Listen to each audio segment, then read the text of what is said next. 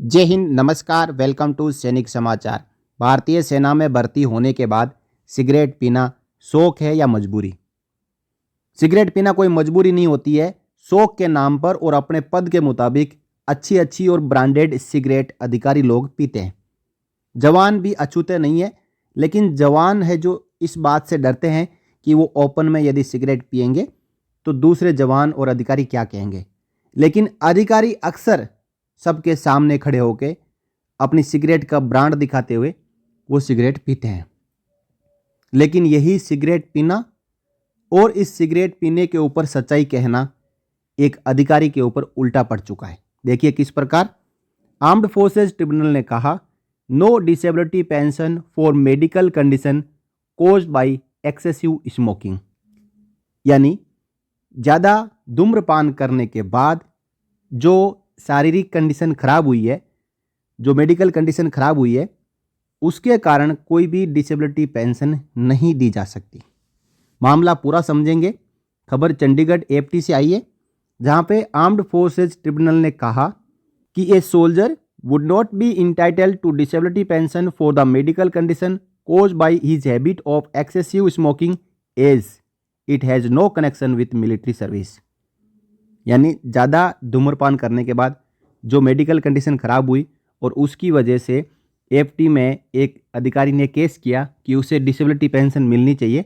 तो एएफटी ने कहा कि जो धूम्रपान करते हैं उसका मिलिट्री सर्विस से कोई कनेक्शन नहीं है, इसलिए डिसेबिलिटी पेंशन नहीं दी जा सकती। The AFT has passed these orders while turning down the plea of a retired group captain of Indian air force. ये जो अधिकारी थे वो इंडियन एयरफोर्स के ग्रुप कैप्टन थे और इन्होंने जो याचिका लगाई उसको एएफटी ने खारिज कर दिया। Who had suffered disability due two stroke while in service. और उनको जो दिव्यांगता हुई, डिसेबिलिटी हुई, वो स्ट्रोक की वजह से हुई। और वो स्ट्रोक किस वजह से आया? धूम्रपान करने की वजह से। He was commissioned into the Indian air force in December 1986 and retired in June 2018 being in the permanent low medical category. यानी जो इनको स्ट्रोक आया, उस स्ट्रोक की वजह से ये परमानेंट एलएमसी हुए और जून 2018 में रिटायरमेंट हो चुके हैं।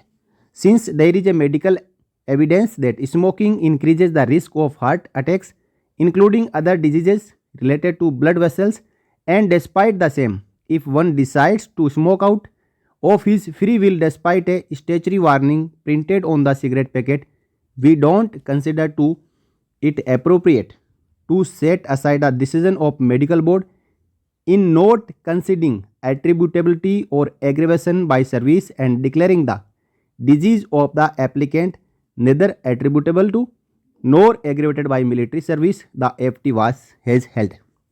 यानी जो इनका फाइनल रिलीज मेडिकल बोर्ड हुआ, उस रिलीज मेडिकल बोर्ड में ये लिखा गया कि इनको जो स्ट्रोक आया वो स्ट्रोक एक्सेसिव स्मोकिंग की वजह से आया, ज़्यादा सिगरेट पीने की वजह से आया।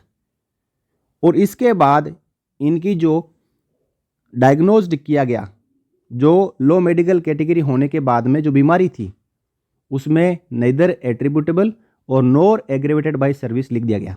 यानी नाना केस में इनको आरएमबी करके आउट कर दिया गया।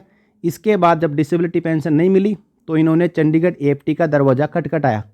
तो चंडीगढ़ एएफटी ने कहा कि उसी सिगरेट के पैकेट के ऊपर लिखा हुआ था कि smoking is injurious to health. यानी स्मोकिंग, जो धूम्रपान करना, स्वास्थ्य के लिए हानिकारक है।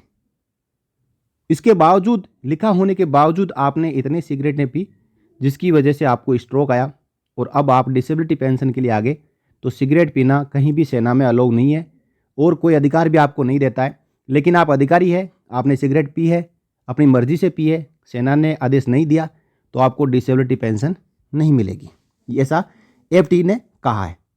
Division bench comprising justice Anu Malhotra, judicial member and rear admiral Dhiren Vij, administrative member of the principal of AFT Delhi, has passed this order while dismissing a plea filed by a retired Indian air force अफसर। यानी इनकी याचिका को सीधा सीधा खारिज कर दिया गया। The Release Medical Board on November 21, 2017 assessed his disabilities as stroke, ischemic and coronary artery disease for life and he was denied a disability pension. यानी ये थी पूरी कहानी कि एक अधिकारी ने सिगरेट पी, सिगरेट की वजह से उनको स्ट्रोक आया और स्ट्रोक आने के बाद आरएमबी में उनको डिसेबिलिटी पेंशन ग्रांट नहीं की गई और वो एएफटी पहुँचे। एएफटी ने क्लियर मना कर दिया कि सेना में सिगरेट नहीं पी सकते, आपने अपनी मर्जी से पी है, जो कि नाना केस में आती है और आपको डिसेबिलिटी पेंशन नहीं दी जाएगी।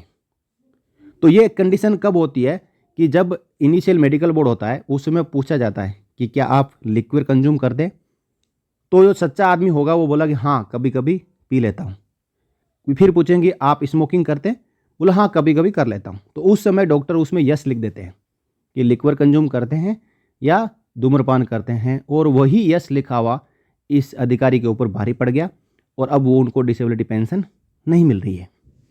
आगे देखो, जो अधिकारी ने एएफटी में याचिका लगाई है उसमें अधिकारी ने कहा कि during his service he was posted to various challenging units as a fighter controlling and his duties involve extreme physical and stressful conditions and exposure to radiations of radars.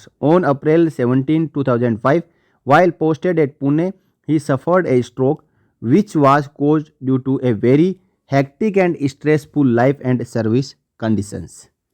यानी इनका कहना है कि वो ऐसी जगह पर ड्यूटी कर रहे थे जिसकी वजह से इनको 17 अप्रैल 2005 में स्ट्रोक आया। इन्होंने ये नहीं कहा कि मैं धूम्रपान भी करता था जिसकी वजह से आया। Opposing his plea for disability pension, the authorities contended that the applicant is not entitled to disability pension because he was a heavy smoker and used to consume alcohol in excess. यानी वो heavy drinker भी था और heavy smoker भी था, इसकी वजह से इनको डिसेबिलिटी पेंशन नहीं दी जा सकती। Dismissing his plea for disability pension, the tribunal also observed that the 14-day charter of duties produced by the military authorities doesn't show anything which can be said to have caused stress and strain on the applicant. The tribunal also observed that it could not find any significant proof or document to show the adverse effects of the radar radiations on the heart. इनका कहना है कि मैं radar के पास में काम करता था जिसकी वजह से उसमें रेडिएशंस निकलते थे और वो रेडिएशंस जो है मेरे शरीर के ऊपर विपरीत प्रभाव डालते थे जिसकी वजह से मुझे स्ट्रोक आया। लेकिन जो चार्टर ऑफ ड्यूटीज़ जो स्ट्रोक के बाद में यूनिट द्वारा दी जाती है उसमें ये कहीं नहीं लिखा था कि उनको कहीं ऐसी ड्यूटी पे रखा गया जिसकी वजह से जो रेडार से रेडिएशन से उनको खतरा हुआ और स्ट्रोक आया। इस प्रकार मामला एएफटी में चलता रहा और फाइनली इसके ऊपर निर्णय यह आया कि हैवी स्मोकर और हैवी ड्रिंकर होने की वजह से इनको स्ट्रोक आया और उसकी वजह से नाना केस है और नाना केस में डिसेबिलिटी पेंशन नहीं दी जा सकती। तो जो भी सैनिक, जैसियों और जवान जो सेना में सेवारत रहते हुए इस प्रकार हेवी ड्रिंकिंग और हेवी स्मोकिंग करते हैं उनको थोड़ा संभलने की आवश्यकता है कि वो इस प्रकार की आदतों को छोड़ दें और जो एक पैशन बन चुका है, शौक बन चुका है कि सिगरेट के धुएं का छल्ला उड़ा के उस छल्ले को बंद करना पड़ेगा ताकि आपको शारीरिक भी आप बचें, मानसिक तौर पर भी आप परेशान ना हो और बाद में आपको इस प्रकार एएफटीज़ के चक्कर काटने की ज़रूरत ना पड़े।